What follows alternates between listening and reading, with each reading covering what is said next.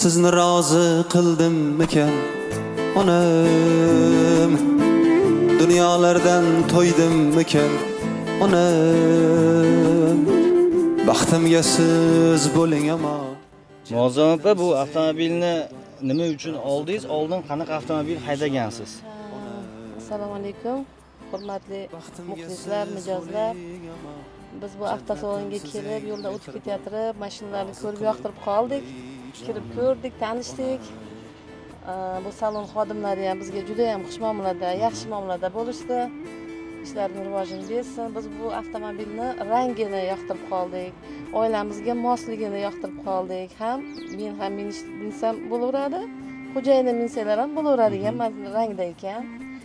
Ilgari 12 mashinasini minganman, u 4 o'rinlilik degida.